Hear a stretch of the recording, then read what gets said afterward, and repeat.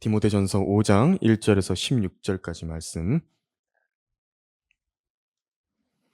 나이 많은 이를 책망하지 말고 오히려 아버지처럼, 젊은 남자들은 형제처럼 권고하며, 나이 많은 여인들은 어머니처럼, 젊은 여인들은 온전한 정결로서 자매처럼 권고하라. 참 과부인 과부들을 존경하라. 만일 어떤 과부에게 자녀나 자손들이 있거든 그들로 먼저 집에서 효도를 행하여 자기 부모에게 보답하는 것을 배우게 하라. 이것이 하나님 앞에 선하고 기뻐하실 만한 것이라. 참 과부이며 외로운 여인은 하나님을 신뢰하고 밤낮 간구와 기도를 꾸준히 하지만, 향락 속에 사는 여인은 살아있지만 죽은 것이라. 이것들을 일러주어 그들이 비난받지 않게 하라. 만일 누군가가 자기 친족, 특히 자기 가족을 돌보지 않는다면 그는 믿음을 부인한 자요 불신자보다 더 나쁜 자니라. 과부로 명부에 올릴 수 있는 자는 60세 이하여서는 안 되며, 한 남자의 아내였던 여인으로서 선한 행실에 대한 좋은 평판이 있어야 하리니, 곧 자녀를 양육하였거나 나그네들을 유숙하게 해주었거나 성도들의 발을 씻겼거나 고난에 처한 사람들을 구제하였거나 모든 선한 일을 열심히 조차 행한 사람이라야 되리라. 그러나 젊은 과부들은 거절하라. 이는 그들이 그리스도를 거슬러 정욕이 강해지기 시작하면 혼인하고자 함이니, 그들은 처음 믿음을 버렸으므로 정죄함을 받느니라. 그들은 게으른 데 익숙하여 집집마다 돌아다니며 게으름을 피울 뿐 아니라 또한 수다를 떨고 말참견을 하며 마땅히 해서는 아니 되는 말을 하나니, 그러므로 젊은 여자들은 혼인하여 아이들을 낳고 집안일을 돌보아서 대적에게 비방받을 기회를 조금도 주지 않기를 바라노라. 이는 어떤 사람들이 이미 사탄을 따라 길을 잘못 들었습니다. 만일 어떤 믿는 남자나 여자에게 과부들이 있으면 그들을 도와주게 하여 교회에 짐을 지우지 말지니, 이는 교회가 참 과부들을 도와주도록 하려는 것이라. 오늘 오후 설교의 제목은 말씀의 질서 안에서 사랑하라는 제목으로 설교하겠습니다. 말씀의 질서 안에서 사랑하라. 말씀의 질서 안에서 사랑하라입니다. 교회의 정의는 분명합니다. 한자어로 봐도 가르칠 교자에 모일 회자를 써서 이렇게 교회라고 부릅니다. 가르치는 곳입니다. 성경을 가르치고 성경의 주제가 되시는 예수 그리스도에 관해서 가르치는 곳이 교회입니다. 그리고 그 성도들을 그 지식으로 양육시켜서 세상에 나가 담대하게 예수님을 증거하고 또 말씀으로 인한 많은 열매들을 온 몸과 온 생애를 통해 나타내 보이게 하는 일을 하기 위해서 만들어진 곳이 교회입니다. 하지만 오늘날은요, 어떻게 됐냐니까 가족이 해야 할 일을 교회가 대신하고 교회가 해야 할 일을 아무도 하지 않는 그런 때가 돼버린 것입니다. 교회가 어려운 형제 자매들을 돕는 것은 맞습니다. 동시에 성경은 오늘 본문을 통해 분명히 말씀하는 것입니다. 그 사람의 가족은 어디에 있나? 그 사람 자신이 어떤 삶을 살고 있는가? 교회가 도울 참된 대상이 누구인가? 이것을 먼저 물으시고 계신 것입니다. 과부의 명부라고 9절에 나오죠. 과부로 명부에 올릴 수 있는 자. 이 과부의 명부라고 하는 것은 초대교회에서부터 있었던 것입니다. 사도행전 6장에 보면요, 그 당시에 제자들이 수가 늘어나고 그리스인들이 히브리인들에 대하여 불평이 일어나니, 이는 그들의 과부가 매일의 구제에서 소외됨이라. 사도행전 6장 1절인데요. 그러니까 이때 초대교회에는 유대인들 그리스도인들이 있는 것입니다. 유대인 그리스도인들인데 히브리 지역에서 태어난 히브리 말만 하는 유대인 그리스도인이 있는가 하면 디아스포라가 되지 않았습니까? 그래서 이제 그리스 쪽에서 살다가 그리스 지역에서 이제 섞여 있다가 넘어온 유대인 교회의 성도들이 있었습니다. 근데 이제 그 둘 사이에서 이 구제에서 그들의 과부 중에 이렇게 소외가 됐던 사람들이 있죠. 여기서 매일의 구제라고 되어 있습니다. 매일의 구제다. 사도행전 6장 1절에서. 그러니까 과부들 중에서 지금 오늘 본문이 다루고 있는 대상들입니다. 그게 누구냐면요. 교회가 정기적으로 생활비를 지급하는 과부입니다. 그 명부가 있다고요. 그 명단에 오른 사람들이 매일같이 먹였던 그 일종의 배급을 말하는 것이거든요. 교회 재정에 쓰여지는 것은 이것입니다. 첫째로는 교회 모임의 필수적인 요소들에 사용하죠. 장소입니다. 첫 번째로.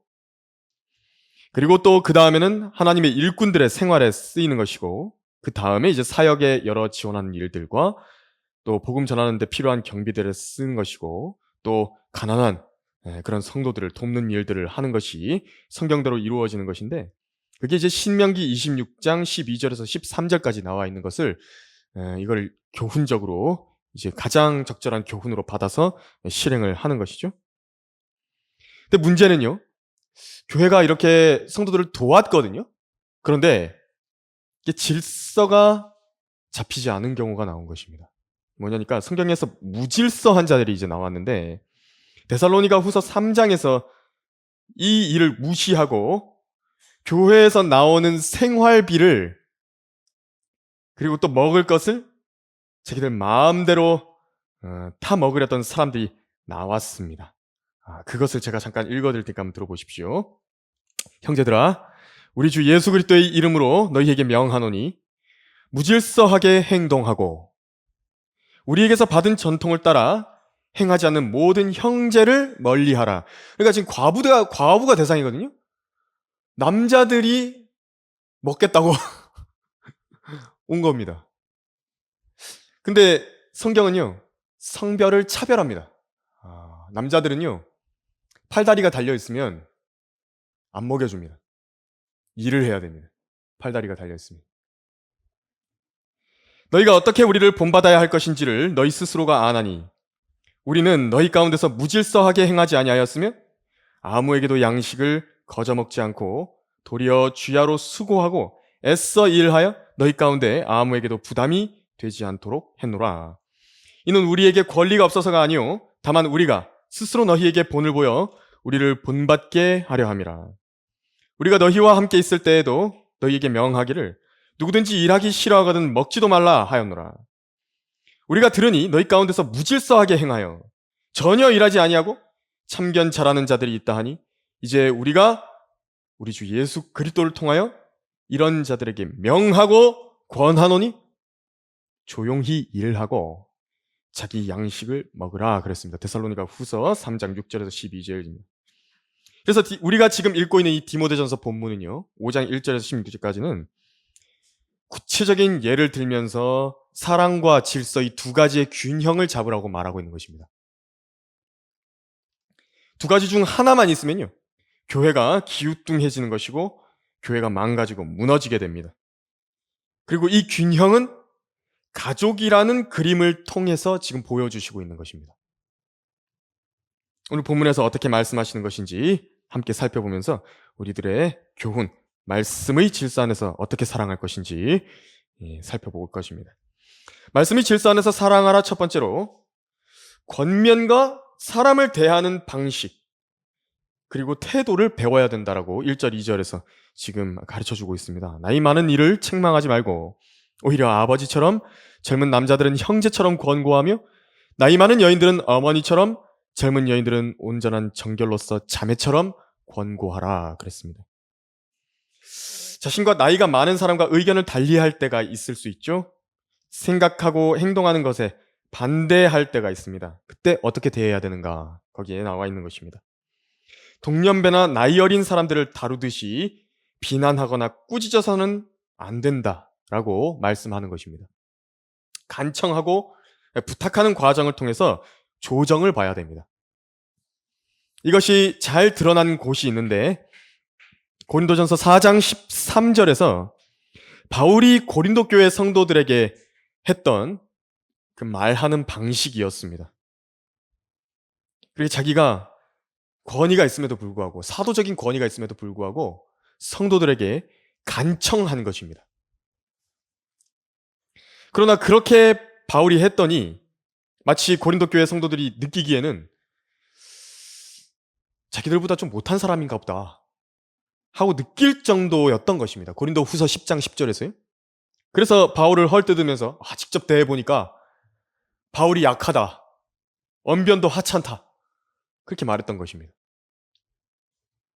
하지만 이런 것을 감내하면서까지 말하는 방식에 있어서 이렇게 하라는 것은 바울의 본이고요, 또 성경의 명령입니다. 특히 젊은 하나님의 일꾼들, 목회자들, 여기 해당하는 것입니다. 왜냐하면 성경적 권면의 목적은 상대를 꺾어가지고 이겨먹는 게 목적이 아니기 때문에 그렇습니다. 어떻게든 그 권면의 목적은 상대를 세우는 것이 목적입니다. 세우는 게 목적이라고. 그래서 맞는 말을 하더라도 무너뜨리는 방식으로 하게 되면 진리가 담긴 말이라 하더라도 방식에 있어서는 성경에서 벗어난 것입니다. 방식에 있어서는. 디모데라는 목사가 책망해야 할 때도 있을 것이고 바로잡아야 할 일도 있었겠죠. 그러나 진리를 말한다고 해서 함부로 말을 해도 되는 것은 아니라는 말입니다. 나이 많은 사람을 모욕하듯 몰아붙여서는 안 됩니다. 욥기의 엘리후가 그 좋은 사례가 됩니다. 욥과 세 친구가 오랜 동안 논쟁을 하고 있습니다. 나이가 아주 많은 사람들끼리 논쟁을 하고 있었거든요. 근데 엘리후가 할 말이 없어서 거기서 침묵하고 있었던 게 아닙니다. 자기는 오히려 할 말이 가득 차가지고요, 배가 마치 가죽 부대가 부풀어 오는 것처럼 터질 것 같았다고 그렇게 말했는데, 나는 젊고 당신들은 아주 늙었으므로 내가 주저하여 당신들께 감히 내 의견을 보여주지 못하였노라고 한 것입니다. 그래서 저희 목회자 모임 가도요, 저는요 입 다물고 있습니다. 전 얘기 안 합니다. 열심히 물건 나르고 세팅하고 이렇게 돕는 거죠. 그리고 자기가 말할 때, 적절할 때가 되었을 때에, 때가 오면요 하나님께서 때를 주신다고요. 그럼 그때는 입을 벌려서 이야기하는 것입니다. 이것이 성경적으로 온전히 균형이 잡혀있는 권면입니다. 나이가 많다는 이유로 진리를 말하지 않는 것도 옳지 않고, 진리를 안다는 이유로 무례하게 말하는 것도 옳지 않은 것입니다. 두 가지 다 옳지 않습니다. 젊은 남자들은 어떻게 대해야 되는가? 형제처럼 권고해야 됩니다. 우리 교회 형제들은 참 잘하는 것 같습니다. 형제님들. 경쟁자처럼 대한다든지 굴복시켜야 할 대상으로 대해서는 안 되는 것입니다. 왜냐하면 젊은 남자들은 혈기가 있기 때문에, 그리고 자존심이라는 것이, 남자에게는 자존심이라는 것이 있거든요. 그리고 승부욕이라는 것이 있거든요. 그게 이렇게 나올 때가 있다고요. 그리스도 안에서 한 피와 성령으로 태어난 사람답게 대해 주어야 합니다. 형제 자매라는 칭호, 세상에 배교한 교회들 가보면요, 친하지 않으면 형제 자매라고 부른다 그럽니다. 호칭을 부를 때 누구누구 형제, 누구누구 자매 이렇게 이야기하는 것은요, 친하지 않으면 그렇게 부르는 겁니다. 하지만 성경대로 믿는 사람들 가운데서는요, 이 칭호보다 더 사랑스러운 칭호는 없는 것입니다. 우리가 그리스도 안에서 한 피로 거듭나서 하나님 아버지라는 한 아버지를 둔 자식들이 된 것이죠. 피는 물보다 진하지만 거듭난 영이라고 하는 것은 피보다 훨씬 진한 것입니다. 또 그 다음 2절에서는 나이 많은 여인들은 어머니처럼 대하라 이렇게 써 있습니다. 저를 파송하시던 스승들도 하나같이 저한테 계속해서 이걸 강조하셨습니다. 어머니처럼 대하라. 귀찮은 사람들 상대하듯 해서는 안 된다. 젊은 여인들은 어떻게 하라니까 온전한 정결로서 자매처럼 대하라 이렇게 써 있는 것입니다. 혹은 나이가 어리다라고 한다면 딸처럼 대해야 되는 것입니다. 내게 누이가 있다면 그 누이에게 하지 않을 것 같은 일은 그리스도인 젊은 자매한테도 하지 말라는 겁니다. 딸이 있다면 딸에게 하지 않을 것 같은 일은 그 젊은 자매들한테도 하지 말라는 것입니다. 교회 안에서의 불거지는 이성 문제가 있죠. 이성 간의 문제, 간음과 음행, 이런 것은 갑자기 터지는 게 아닙니다. 갑자기 생겨나는 문제가 아닙니다. 대개는요, 지나친 농담, 혹은 은밀한 상담, 사적인 연락, 또 감정적인 의존, 특별하고 은근한 편애, 이것들로부터 시작이 됩니다. 이런 문제들은 처음부터 아주 티가 나게 드러나지 않기 때문에 이것을 스스로가 주의해야 되는 것입니다. 마음에 어떤 문제가 있는지 자기 안에 자신이 예리하게 자기 마음 안을 살펴보고 있어야 되는 겁니다. 그래서 4장에서도 그랬죠. 끝에 내 자신과 교리에 주의하라고. 주의해야 되는 것입니다. 이게 이미 드러났을 때는 일이 일파만파가 이미 된 것입니다.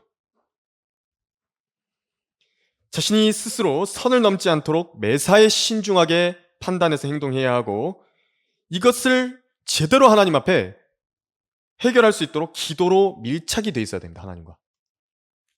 이런 문제가 있었다고 내 안에. 이런 젊은 여인들의 상담 문제는요. 비단 목회자만 갖고 있는 문제가 아닙니다. 변호사들이라든지 정신과 의사들 같은 경우에도요. 자칫 부주의해가지고 여러 문제가 일어나는 경우들이 많이 있다고 합니다. 그러니까 정신과 의사들은 어떻게 하냐면요. 상담실에 이제 둘이서 상담하지 않습니까? 좀 민감한 이야기들을 하니까 진료실에 크리넥스 휴지도 갖다 놓지 않는 것입니다. 휴지를 뽑아서 준다든지 눈물을 닦아주기라도 한다든지 그 일 자체가요. 정신과 의사들한테 그 지침이 돼 있답니다. 하지 말라고. 그거. 왜냐면요. 정신적으로 약해져가지고 상담받으러 온 사람이 혹시나 그런 사소한 행동으로 인해서 오해를 하게 된다든지 지나친 의존을 하게 된다든지 하게 되면요. 그것이 큰 문제가 될 수 있기 때문에 하지 말라는 것입니다. 그런 지침이 있습니다. 그래서 상담자들은 그걸 유의해야 되죠. 특히 목회자들도 유의해야 되는 것입니다. 말씀이 질서 안에서 행하라 두 번째로 집안을 돌보고 기본적인 계명들을 준수함으로 믿음을 증명을 해야 됩니다. 거기 3절에서 8절을 읽어보면 참 과부인 과부들을 존경하라. 만일 어떤 과부에게 자녀나 자손들이 있거든 그들로 먼저 집에서 효도를 행하여 자기 부모에게 보답하는 것을 배우게 하라. 이것이 하나님 앞에 선하고 기뻐하실 만한 것이라. 참 과부이며 외로운 여인은 하나님을 신뢰하고 밤낮 간구와 기도를 꾸준히 하지만 향락 속에 사는 여인은 살아있지만 죽은 것이라. 이것들을 일러주어 그들이 비난받지 않게 하라. 만일 누군가가 자기 친족, 특히 자기 가족을 돌보지 않는다면 그는 믿음을 부인한 자요 불신자보다 더 나쁜 자니라. 이제 여기서 이제 과부를 돌보는 교회의 역할이 나오고 있습니다. 3절에서 참 과부인 과부들을 존경하라 그랬는데요. 이제 마음으로부터 나오는 존경을 포함해서 나중에 17절을 가면 이제 장로들에 관해서 존경을 말씀하시거든요. 그런데 이제 거기 18절에 이어지는 게 뭐냐면은 이 곡식을 밟았더는 소에게 망을 씌우지 말지니라. 그러니까 보수에 대한 말을 지금 하고 있는 겁니다. 그러니까 이 존경이라는 말은요. 지금 물질적인 것과 함께 연결해서 말하는 것입니다. 그래서 3절에서 참 과부인 과부들을 존경하라. 지금 교회가 돌보는 교회에서 정기적으로 그러니까 뭐 어떤 특별한 일이 있을 때 이렇게 지원하는 거 말고 정기적으로 매달 뭐 얼마씩 지원하고 하는 그걸 말하는 것입니다. 그것에 관해서 지금 3절에서 참 과부인 과부들을 존경하라 이렇게 말하는 겁니다. 그런데 먼저 교회에게 그 부담을 지우지 않으셨습니다. 그렇죠? 성경에서 교회가 그것을 먼저 지라고 말씀하신 것이 아니라 교회의 존립 이유 자체가 성도들을 온전한 사람으로 양육하려는 것이기 때문에 온전한 사람이라고 한다면 먼저 과부가 된 자기의 친족을 돌보는 일을 하게 하라는 겁니다. 지금 이게 문맥입니다. 4절에서 자녀나 자손이 있다면 즉 부양이 가능한 자녀나 손주입니다. 부양이 가능한 부양을 못하는 사람들은 이제 진짜 참 과부로서 교회가 맞지만요. 그래서 부양 가능한 자녀, 손주들 같은 경우에 먼저 집에서 효도를 행하게 하라. 자기 부모에게 보답하는 것을 배우게 하라. 저희 교회 성도들은 참 잘하시는 것 같습니다. 이 점에 있어서. 또 보고 배울 점이 참 많은 것 같습니다. 이 가정에서 해야 할 일들을 하도록 만드는 것. 그것이 교회의 역할입니다. 무작정 어려워 보인다고 해서 의무를 경감시켜서는 안 되죠. 4절 끝에서 그런데 이것을 평가를 하십니다. 4절 끝에 보면 하나님 앞에 선하고 기뻐하실 만한 일이라 이렇게 말씀하신 겁니다. 남자들 아까도 잠깐 말씀드렸지만 남자들 같은 경우는요. 교회 재정으로 정기적으로 공급해 주는 거 일꾼이 아닌 이상이야 이거 허락하신 적이 없습니다. 왜냐면요. 성경의 입장은요. 사지가 멀쩡한 사람의 경우 일하라고 하시는 게 원칙입니다. 남자들 같은 경우는. 사람이 아주 악한 습성이 있는데 이게 뭐냐면 한 번 공짜 밥을 얻어먹는다든지 한 번 이렇게 공짜로 돈을 이렇게 얻지 않습니까? 그것이요. 안 그럴 것 같은데 절대로 그 맛을 잊지를 못하는 것입니다. 가난은 나랏님도 못 고친다. 이 옛말이 있습니다. 근데 그 이유는요. 가난하다고 도움을 받는 사람은 처음엔 좀 부담스러워하다가요. 인간 본성이라고 하는 게요. 거기에 맛이 들리는 것입니다. 인간 본성이 그래요. 사람의 죄 육신이라는 것이 그런 속성이 있는 겁니다. 이게요. 쉽게 말해 마약 같은 겁니다. 자기가 하나님께서 주신 선물들과 능력을 갖고서 생산적으로 사는 것이 아니라 계속 은근히 공짜를 바라게 된다고. 저도 일하는데 그 제가 일을 하긴 했거든요. 근데 어느 날 이렇게 월급을 높여준다든지 인센티브를 이렇게 받았습니다. 근데 그걸 이제 다음부터 안 주면요. 이상하다고요, 기분이. 기분이 이상하다고요. 저도 그걸 보고, 이게, 근데, 진짜 이게, 이게 심각하더라고요, 그 문제가. 그게. 이게 어렵습니다, 끊기가. 때문에, 일하지 않는 자, 먹지도 말라. 그것을 가리켜서 무질서한 것이다. 이 영어로 보면 디스오더거든요. 장애가 생긴 겁니다. 장애가 생긴 사람. 그러니까 손발 사지가 멀쩡하지 않은 사람. 그 사람들을 좀 교회가 이렇게 도와줄 수는 있죠. 그런데 아닌데 도움을 받는다 그러면 그게 장애라는 겁니다. 무질서한 거라는 겁니다. 그런데 이 문제를 경시 여기고요. 불쌍하다고 누군가에게 계속 공짜 밥, 공짜 돈을 주기 시작하면요. 도와주는 것 같죠? 도와주는 거 아닙니다. 그거. 그만큼 사람을 파멸시키고 그 사람을 망치는 일이 없습니다. 나중에는요. 감사도 사라집니다. 그것이 당연히 받아야 되는 것이 되는 겁니다. 이게 필연입니다. 사람이 그런 존재입니다. 우리 그리스도인들이 뭐 거듭난 지 오래돼 가지고 뭐 성경도 많이 하고 그랬다 그러지 이 본성이 없어지는 게 아니라고요. 교회가 온전한 사람을 하나님의 말씀으로 양육을 하는 일을 해야죠. 공산주의 복지 시설이 되면 안 되는 것입니다. 하나님께 드려진 헌금은 그렇게 쓰라고 주신 것이 아닙니다. 그렇기 때문에 자기 부모를 부양하고 돌보는 문제에 있어서 자신이 어렸을 적 입지도 못하고 변을 가리지도 못하고 먹지도 못하던 때에 도와주셨죠. 부모님이. 돌봄을 받았습니다.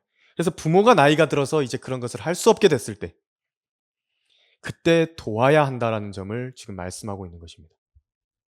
은혜를 입었으면 갚으라는 겁니다. 이것은. 부모나 모든 사람들에게 있어서 반드시 해야 할 일입니다. 특히 드러나는 게 부모에게서 드러나는 것입니다. 그 사랑을 잊지 않는 것, 그것이 바로 사람의 도리라는 것이고 온전한 사람이 할 일입니다. 일을 하지 않는다. 그럼 어떻게 되냐니까 7절, 8절에서 의무를 저버린 자에 대해서 평가를 내리시는데요. 이것들을 일러주어 그들이 비난받지 않게 하라. 비난받는 겁니다. 비난받는 겁니다. 8절에서 보니까 만일 누군가가 자기 친족, 특히 자기 가족을 돌보지 않는다면 그는 믿음을 부인한 자의 불신자보다 더 나쁜 자니라. 야, 불교 신자가 낫다. 그렇게 얘기하는 겁니다. 하나님께서 그렇게 평가하신다고요. 하나님께서. 야, 저기 유교 신자가 훨씬 낫다. 저기 공자랑 저기 석가모니 섬기는 사람이 훨씬 낫다고 너보다. 그렇게 이야기하신다고. 그러면요. 자, 여기 또 이제 문제가 한 가지 있는데 사역자에게 있어서 하나님의 사역이 먼저냐, 가족을 돌보는 일이 먼저냐라는 질문을 누군가가 할 수 있을 것입니다. 이것도 한번 알아보죠. 여러분, 만일 어떤 사역자의 가족, 곧 아내라든지, 그러니까 저도 아내가 있죠. 혹은 부모님이 있죠. 또 자식들이 아픈데, 근데 하나님께서요, 그 자식들과 아내나 뭐 부모님이나 이렇게 자기 친족이 아파서 돈도 못 벌고 있거든요. 굶고 있어요. 그 이제 사역자가 그걸 압니다. 도와야겠죠? 도와야 되는데 내 가족이니까, 친족이니까 친족 돌봐야 되지 않습니까? 근데 하나님께서 그 사역자가 일을 안 하는데 하나님께서 채워 주셔야 될 거 아닙니까? 그러면. 근데 하나님께서 안 채워 주신다. 그리고 그들이 죽어가게 방치하신다. 그 전혀 간증이 되지 않도록 하고 계신다라고 한다면요. 그 사역자는 사역을 내려놓는 것이 하나님의 뜻일 수 있습니다. 그러니까 하나님께서 그렇게 일하지 않으십니다. 하나님께서 쓰시는 사람은요. 그런 식으로 문제가 되게 만들지 않으십니다. 하나님께서는. 그러니까 이 의무가요. 절대로 충돌하지 않게 돌보시는 것입니다. 그럼에도 불구하고 하나님께서 가족들을 부양할 방법을 하늘로부터 마련해 주지 않으신다고 한다면 그 사람은 할 수 없습니다. 사역 내려놔야 돼요. 그것은. 일하러 가야죠. 여기 불신자보다 더 나쁜 사람이었는데 그 사람이 어떻게 설교를 하고 있습니까? 그래서 하나님의 일꾼이라면 어떻게 해서든지 하나님께서 문제가 되지 않도록 해주시는 것입니다. 하나님의 일꾼이라면 하나님의 일꾼을 포함해 그리스도인 어느 누구라도 자기가 돌봐야 할 친족을 무시한다라고 했다면 비난을 받을 일을 하는 것입니다. 말씀의 질서 하나에서 행하라 세 번째로 말씀에 근거하여 균형 잡힌 자비를 베풀어야 됩니다. 9절에서 16절까지 이제 써 있는 부분입니다. 교회가 자 한번 읽어보겠습니다. 과부로 명부에 올릴 수 있는 자는 60세 이하여서는 안 되며 한 남자의 아내였던 여인으로서 선한 행실에 대한 좋은 평판이 있어야 하리니 곧 자녀를 양육하였거나 나그네들을 유숙하게 해주었거나 성도들의 발을 씻겼거나 고난에 처한 사람들을 구제하였거나 모든 선한 일을 열심히 쫓아 행한 사람이라야 되리라. 그러나 젊은 과부들은 거절하라. 이는 그들이 그리스도를 거슬러 정욕이 강해지기 시작하면 혼인하고자 함이니 그들은 처음 믿음을 저버렸으므로 정죄함을 받느니라. 그들은 게으른 데 익숙하여 집집마다 돌아다니며 게으름을 피울 뿐 아니라 또한 수다를 떨고 말참견을 하며 마땅히 해서는 아니 되는 말을 하나니 그러므로 젊은 여자들은 혼인하여 아이들을 낳고 집안일을 돌보아서 대적에게 비방받을 기회를 조금도 주지 않기를 바라노라. 이는 어떤 사람들이 이미 사탄을 따라 길을 잘못 들었습니다. 만일 어떤 믿는 남자나 여자에게 과부들이 있으면 그들을 도와주게 하여 교회의 짐을 지우지 말지니 이는 교회가 참 과부들을 도와주도록 하려는 것이라. 교회가 지속적으로 책임질 참 과부들이죠. 그러니까 어떤 병문안이라든지 특별히 신방을 갔을 때 교회가 돕는 그런 거 말고 그런 특별한 때 한두 번 돕는 그런 거 말고 정기적인 그 도움을 말하는 것입니다. 이 5절, 6절에 그 조건이 함께 나왔습니다. 참 과부의 조건. 외로운 여인은 하나님을 신뢰하고 밤낮 간구와 기도를 꾸준히 한다. 그리고 또 그거 포함해서 이제 9절에서 16절까지의 내용이 나온 것입니다. 그래서 여건상 친족이 아니라 교회가 돌봐야 하는 상황임을 포함해서 60세를 초과를 해야 되는 것이고 한 남자의 아내였던 여인이어야 된다라고 되어 있죠. 또 10절처럼 읽은 조건들에 해당해야 됩니다. 그래서 성도들 가운데서 그 평판이 나 있는 것입니다. 아, 그 사람은 이렇게 주님을 위해서 수고했고 선한 일로 수고했던 사람이다. 그런데 여기서 지금 오해하지 마셔야 될 것은요. 거기 이제 조금 이따가도 다룰 것이지만 12절 처음 믿음을 버렸으므로 정죄함을 받느니라 그렇게 돼 있죠. 이 말씀은요. 그 바울 같은 경우에 혼자 있는 편이 자기들에게 좋다. 절제가 불가능하다면 재혼을 다시 하라고 하라. 지금 고린도전서 7장 8절에서 9절까지거든요. 그게 이제 재혼에 관한 규정입니다. 그래서 그 과부가 된 사람들 같은 경우에도 그렇게 사는 편이 그들에게 더 나을 것이다 라고 이제 바울이 이야기를 한 것입니다. 그런데 이제 경제적인 부담을 재혼을 하게 돼서 남편이 지게 된다라고 한다면 이제 교회로부터 받던 지원 구제가 중단이 되게 된다라는 겁니다. 그래서 교회로부터 지원을 받게 될 때 어떻게 지원을 받게 되는 것이냐면요. 재혼을 하지 않을 것이라는 일종의 선언이 된 것을 아는 겁니다. 공개적으로 사람들이. 아, 그 사람이 이제 재혼 안 한다 그랬어. 사람들이 알죠? 그럼 경제적으로 좀 어렵겠구나. 과부가. 그런데 지금 거기 11절 12절이랑 같이 연결해서 보면요. 이렇게 공개적으로 선언이 되어 있는데 이것을 거슬러서 이제 다시 혼인을 한다라고 한다면 자기 양심에 찔리겠죠. 스스로 좀 부끄러울 것입니다. 그 말씀이 써 있는 겁니다. 그 여기서 정죄라고 하는 것은 지옥 간다는 정죄가 아닙니다. 처음에 교회에서 이제 지원을 받게 될 때 자기가 이제 혼인을 할 생각이 없는 과부기 때문에 이제 지원이 시작된 것이라는 걸 이제 알려준 것이거든요. 모든 사람들 공개적으로. 그런데 이제 자신이 혼인을 하게 된다라고 하면 그 믿음을 이제 자기가 뒤엎는 거 아니겠습니까? 그 간증을 이렇게 뒤집는 거니까 여기서 스스로 양심에 찔리고 스스로 부끄러워할 수 있기 때문에 지금 이 말씀이 써 있는 것입니다. 지옥에 간다는 그 의미의 정죄가 아닙니다. 양심의 정죄입니다. 60세 이하의 젊은 과부들에게 혼인할 것이 이제 권고가 된 것입니다. 13절에서 15절까지요. 물론 젊은 과부였다가 끝까지 혼인하지 않고서 하나님을 신뢰하고 밤낮 간구와 기도로 주님을 섬겼던 여인의 예가 성경에 나오기는 합니다. 그런 사람들은 이제 지원할 수 있습니다. 누가복음 2장 36절에 안나라 하는 여선지자가 있었는데요. 아셀지파 파누엘의 딸인 안나라고 하는 여선지자가 있었는데 나이가 매우 많더라. 그녀가 결혼하여 7년을 남편과 함께 살았고 과부가 된 지 약 84년이 되었으나 성전을 떠나지 않고 밤낮 금식과 기도로서 하나님을 섬기더라. 물론 이 안나라는 여인이 아주 특별한 상황에 놓여 있었죠. 이렇게 하나님께 나머지 생애를 다 드려버린 하나님께서 허락하신 특출한 사람들이 있을 수 있습니다. 하지만 그런 사람이 아니라고 한다면 이제 본문에 권고되는 사항에 따라서 사는 것이 여러모로 영적으로 안전하고 유익한 것입니다. 교회가 불쌍한 여인이라는 이유로 아무 기준 없이 그런 정기적인 이런 부담을 물질적 부담을 떠안았을 때는 이 사람을 돕는 게 아니라 오히려 죄를 지을 여유를 제공하는 빌미가 될 수 있다. 지금 그것을 지금 이제 이하의 그 13절에서부터 16절까지 말씀하시는 겁니다. 13절처럼 어떻게 됐냐니까 게으른데 익숙하여. 집집마다 돌아다니면서 게으름을 피운다라는 겁니다.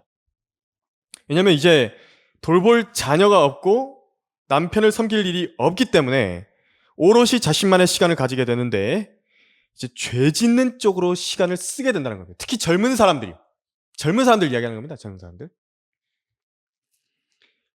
그런데 이제 거기서 보니까 심지어 어디까지 가냐니까 남들의 일들에 참견하며 돌아다닌답니다.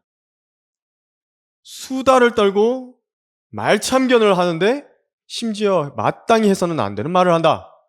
이렇게 이야기를 하는 것입니다. 말참견이죠. 그러니까 집집마다 돌아다니는 소식통이 된 겁니다. 어느 집에 숟가락 몇 개 있고 이거까지 다 압니다. 마치 더러운 새들이 날아다니는 것과 같습니다. 악한 세상 기자들이 막 돌아다니면서 취재하러 다니죠. 그것입니다. 그 일을 하는 겁니다. 그러면서 죽은 시체들을 파먹는 일을 하는 겁니다. 세상에 그 얘기 알아요? 제가 그 사람을 그때 봤었는데 이런 일이 있었어요. 그 얘기 제가 해줄게요. 사실 이렇게 된 거예요. 지금 말하는 거 아무한테도 얘기하면 안 돼요? 다른 사람한테는 말하지 말라고 했는데 덱한테만 특별히 이야기해 주는 거예요. 그러면서 해서는 안 되는 이야기들을 집집마다 돌아다니면서 입으로 죄들을 옮기고 다닌다라는 겁니다.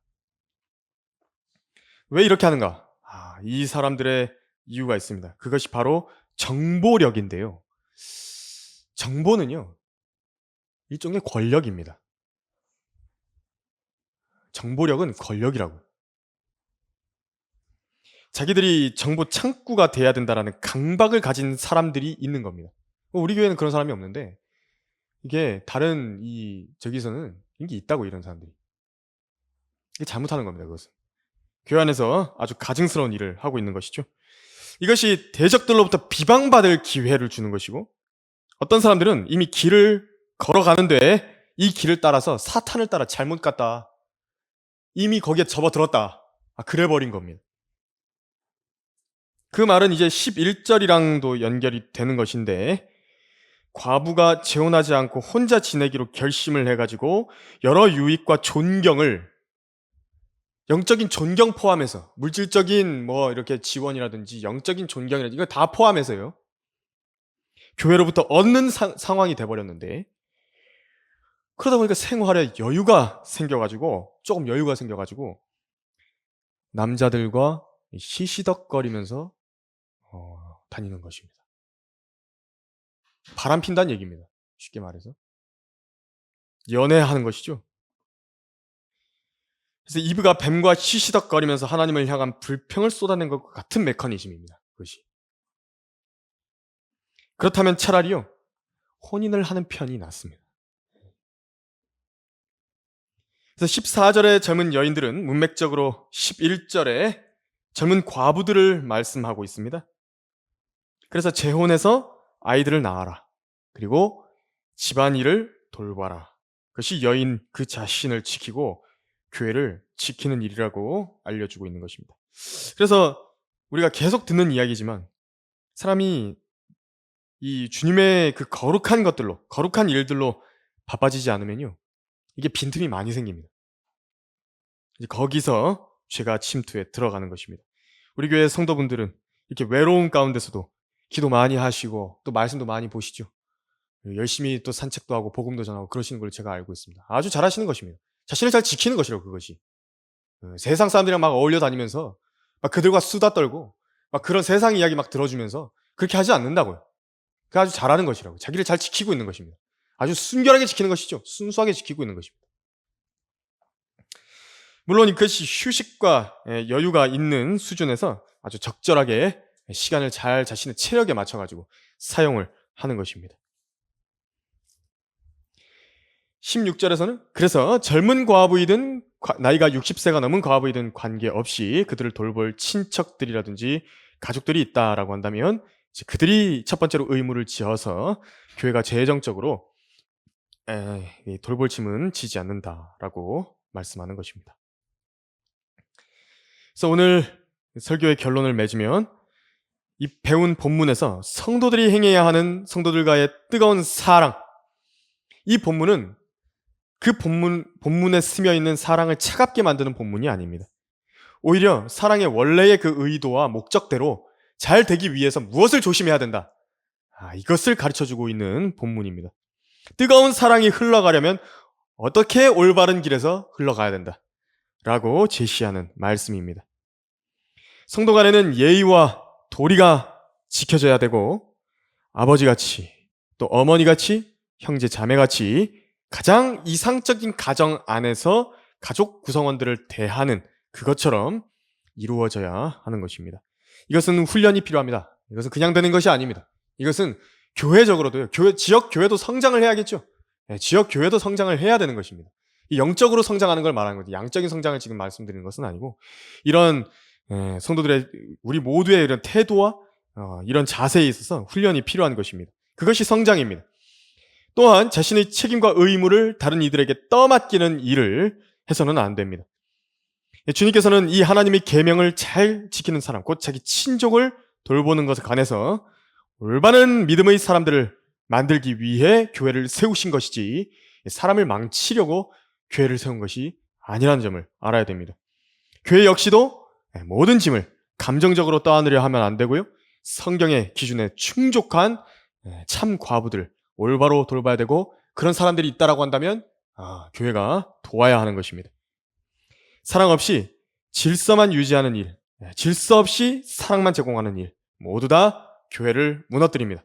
성도들도 무너뜨리고 받는 사람들도 무너뜨리고, 성도들이 좋은 마음으로 하나님께 드렸던 그런 예물들까지도 망가뜨리는 것입니다. 하나님의 재물을요.